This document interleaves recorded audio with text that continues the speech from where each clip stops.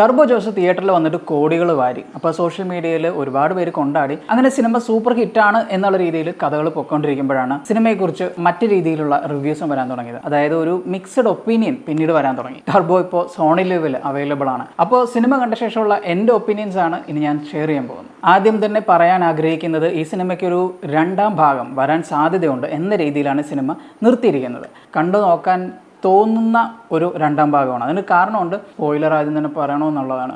Okay, anyway, വില്ലൻ്റെ ശബ്ദം കേൾപ്പിക്കുന്നുണ്ട്. അപ്പോൾ villain ആരാണെന്നുള്ളത് നമുക്ക് ആ ശബ്ദം കിട്ടി കഴിയുമ്പോൾ തന്നെ മനസ്സിലാവും. അപ്പോൾ അതുകൊണ്ട് ഒരു ആഗ്രഹം, അല്ലാതെ സിനിമയുടെ ഒരു മഹാ ഗ്രേറ്റ്നെസ് എന്നൊന്നും എനിക്ക് തോന്നിയില്ല. മലൈക്കോട്ടെ വാലിബൻ്റെ അവസാനത്തിലും ഒരു രണ്ടാം ഭാഗത്തിനുള്ള സാധ്യതയൊക്കെ വെച്ചിട്ടാണ് സിനിമ അവസാനിപ്പിച്ചത്. ആ ഒരു പാർട്ട് കണ്ടപ്പോൾ എനിക്ക് അതിൻ്റെയും രണ്ടാം ഭാഗം കാണണമെന്ന് തോന്നി. അപ്പോൾ അങ്ങനെയൊക്കെ കുറച്ചൊരു എന്താ പറയുക, നമ്മളെ കൊതിപ്പിക്കുന്ന, എന്നാൽ വേണോ എന്ന് ചോദിച്ചു കഴിഞ്ഞാൽ ആവാം, പക്ഷേ നിർബന്ധമുണ്ടോ എന്ന് ചോദിച്ചു കഴിഞ്ഞാൽ ഇല്ല എന്ന് പറയുന്ന തരത്തിലുള്ളൊരു രണ്ടാം ഭാഗത്തിനുള്ള സാധ്യത നിർത്തിക്കൊണ്ടാണ് മലൈക്കോട്ടെ വാലിബനിൽ പോലെ തന്നെ ടർബോയിലും നിൽക്കുന്നത്. ഇനി ഈ സിനിമയിൽ നമ്മുടെ വില്ലൻ പറയുന്നത് പോലെ തന്നെ ഒരു ബ്ലഡി ക്ലീഷേ ആണ് ഈ സിനിമയിൽ. 90s കിഡ്സിനെ സംബന്ധിച്ചിടത്തോളം തീർച്ചയായിട്ടും ഈ സിനിമ ശരിക്കും കണക്ട് ചെയ്യാൻ പറ്റും. കാരണം നമ്മളൊക്കെ കണ്ടു വളർന്നിട്ടുള്ള തരത്തിലുള്ള മസാല മാസ് ആക്ഷൻ സിനിമ കാറ്റഗറിയിൽ പെടുത്താവുന്ന സിനിമ തന്നെയാണ് ടർബോ. ഇതിൻ്റെ തുടക്കം മുതൽ അവസാനം വരെ നമുക്ക് പ്രെഡിക്റ്റ് ചെയ്യാൻ പറ്റാത്തതായിട്ട് ഈ സിനിമയിൽ ഒന്നുമില്ല.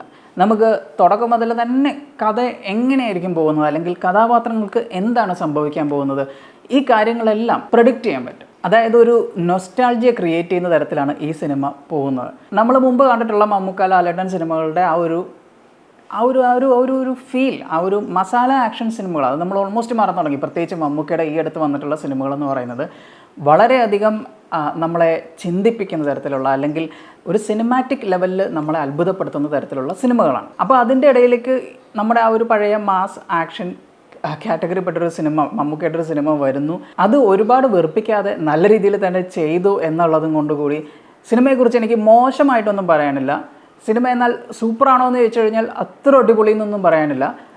നമുക്കൊരു ഫ്രൈഡേ ഈവനിങ് അല്ലെങ്കിൽ ഒരു ആഫ്റ്റർനൂൺ ടൈമിൽ വെറുതെ നമുക്കൊരു എൻ്റർടൈനിങ് ആയിട്ടൊരു സിനിമ ഇങ്ങനെ വെറുതെ കണ്ടിരിക്കാനാണെങ്കിൽ Turbo is a good watch. നമുക്ക് ഇങ്ങനെ കണ്ട് അദ്ദേഹത്തിൻ്റെ പെർഫോമൻസ് ഒക്കെ ഇങ്ങനെ എൻജോയ് ചെയ്ത് കണ്ടുപോകാൻ പറ്റിയൊരു സിനിമ എന്ന് മാത്രമേ ഇതിനെ നമുക്ക് പറയാൻ പറ്റുള്ളൂ. ഈ സിനിമയിൽ എനിക്ക് ഏറ്റവും ഇഷ്ടപ്പെട്ട രണ്ട് കാര്യങ്ങളാണുള്ളത്. ഒന്ന്, മമ്മൂക്കയുടെ പെർഫോമൻസ് ആണ്. പെർഫോമൻസ് എന്ന് പറയുമ്പോൾ ഞാൻ പറയുന്നത് ആക്ഷൻ സീക്വൻസുകളിലുള്ള അദ്ദേഹത്തിൻ്റെ പെർഫോമൻസ് ആണ്. കാരണം അദ്ദേഹത്തിൻ്റെ ഈ ഒരു ഏജിലും റോപ്പൊക്കെ വെച്ചിട്ടൊക്കെ തന്നെ ആയിരിക്കും അദ്ദേഹം ഈ ഫൈറ്റൊക്കെ ചെയ്തിട്ടുണ്ടാവും. പക്ഷേ എന്നാൽ പോലും ഹി ഡിഡ് ഇറ്റ്. അദ്ദേഹത്തിൻ്റെ ആ ഒരു ഏജിൽ അദ്ദേഹം ഇതൊക്കെ ചെയ്യുന്നത് എന്നെ സംബന്ധിച്ചിടത്തോളമൊക്കെ സങ്കല്പിക്കാൻ മാത്രമേ പറ്റുള്ളൂ. ഈ ഒരു ഏജിൽ പോലും അങ്ങനെ ഒരു സംഭവം നമ്മുടെ നമുക്ക് ചെയ്തിട്ടുണ്ട്. അദ്ദേഹം അതിൽ കാണിച്ചിട്ടുള്ള ആ ഒരു ഡെഡിക്കേഷൻ അത് എടുത്തു പറയേണ്ടതാണ്.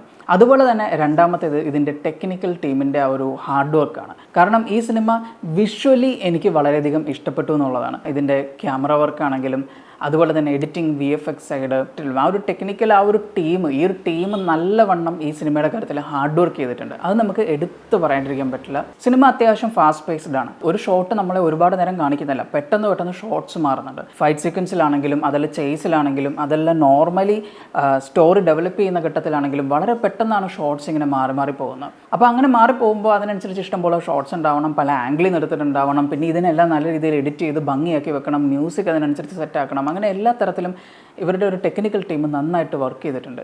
അതും ചില ഷോട്ട്സൊക്കെ അടിപൊളിയാണ്. പ്രത്യേകിച്ച് ഫൈറ്റ് സീക്വൻസിൽ ഇവർ കുറേ ഹാർഡ് വർക്ക് ചെയ്തിട്ടുണ്ട്. കുറേ ഹോളിവുഡിലൊക്കെ ഞാൻ കണ്ടിട്ടുള്ള ടൈപ്പ് കുറേ ക്യാമറ മൂവ്മെൻറ്റ്സും കാര്യങ്ങളൊക്കെ ഇതിൽ കാണാൻ പറ്റി. അപ്പോൾ അതൊക്കെ എനിക്ക് ഭയങ്കരമായിട്ട് ഇഷ്ടപ്പെട്ടു. ഇനി ഇതിലെ അഭിനേതാക്കളുടെ കാര്യത്തിലേക്ക് വരുമ്പോൾ പെർഫോമൻസ് ഒക്കെ നല്ലതായിരുന്നു.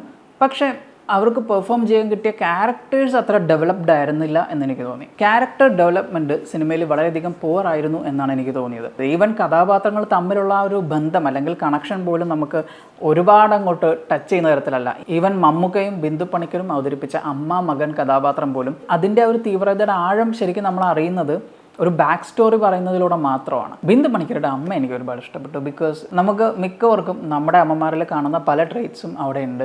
അപ്പോൾ അതുകൊണ്ട് തന്നെ അത് വളരെയധികം രസമുണ്ടായിരുന്നു. സിനിമ 2.5 മണിക്കൂറുണ്ട്. ഒരു 1.5 മണിക്കൂർ കഴിഞ്ഞപ്പോൾ തന്നെ എനിക്ക് കുറച്ചൊക്കെ ബോറടിച്ച് തുടങ്ങി. അങ്ങനത്തെ ഒരു ബോർഡമൊക്കെ ഉണ്ട് എന്നുള്ളൊരു ഫാക്റ്റ് നിൽക്കുമ്പോൾ പോലും ഇതിൻ്റെ ടെക്നിക്കൽ വർക്ക് ആയിരിക്കണം ത്രൂ ഔട്ട് കണ്ടിരിക്കാൻ പറ്റി. അപ്പോൾ ഓടിച്ച് കാണേണ്ട അവസ്ഥയൊന്നും വന്നില്ല. എനിവേ, സിനിമ ഇത്രയും ലെങ്തിയാണ്. അപ്പോൾ പിന്നെ തീർച്ചയായിട്ടും അതിൽ കുറച്ച് ടൈം എടുത്തു വെച്ചിട്ട് ആ ഒരു റൈറ്റിംഗ് പാർട്ട് അല്ലെങ്കിൽ കഥാപാത്രങ്ങൾക്കും ആ ഒരു സിറ്റുവേഷനും ആ ഒരു മൂഡ് ക്രിയേഷനും ഒക്കെ ആയിട്ട് റൈറ്റിങ്ങിൽ കുറച്ചുകൂടി ടൈം അതിൽ സ്പെൻഡ് ചെയ്തിരുന്നെങ്കിലെന്ന് എനിക്ക് തോന്നി. ആ ഒരു ഭാഗത്താണ് എനിക്കത് കുറച്ച് പുറകോട്ടേക്ക് വലിഞ്ഞത്. ഇടയ്ക്കൊക്കെ ഇങ്ങനെ സിനിമകൾ വരട്ടെ, അതൊരു രസമല്ലേ. കാരണം എപ്പോഴും നമുക്ക് അങ്ങ് ഭയങ്കര റിയൽ ടു ലൈഫ് സിനിമകൾ കാണുന്നതിനേക്കാൾ ഉപരി ഇടയ്ക്കിടയ്ക്ക് കുറച്ച് മാസും സംഭവങ്ങളും കുറച്ച് ബ്രെയിൻ ഊരി വെച്ചിട്ട് കാണാനൊക്കെ ആയിട്ടുള്ളൊരു ആഗ്രഹങ്ങളൊക്കെ ഉണ്ടാവുമല്ലോ, purely entertainment purpose. It's A one time watchable. Especially നമ്മൾ ഫ്രീ ടൈമിൽ കാണുക, അല്ലാതെ നമ്മുടെ ഒരു ടൈം സ്പെൻഡ് ചെയ്തിട്ട് നമ്മൾ എന്തെങ്കിലും ചെയ്യാനൊക്കെ ഉള്ളൊരു ടൈം അത് വേസ്റ്റ് ചെയ്ത് കാണണം എന്ന് ഞാൻ പറയില്ല. But it's A good watch. ഇത് നമുക്ക് വെറുതെ നമ്മുടെ ഒരു ഫ്രീ ടൈമിൽ നമുക്കിങ്ങനെ വെറുതെ ഇങ്ങനെ കണ്ടിരിക്കാൻ പറ്റുന്ന ഒരു സിനിമയാണ്. സിനിമ അപ്പം സോണി ലിവിലുണ്ട്. സിനിമ കണ്ടതിന് ശേഷമുള്ള നിങ്ങളുടെ അഭിപ്രായങ്ങൾ എന്താണെന്നുള്ളത് കമൻറ്റിൽ രേഖപ്പെടുത്തുക. വീഡിയോ ഇഷ്ടപ്പെട്ടാൽ ലൈക്ക് ചെയ്യുക, ഷെയർ ചെയ്യുക, ചാനൽ സബ്സ്ക്രൈബ് ചെയ്യുക.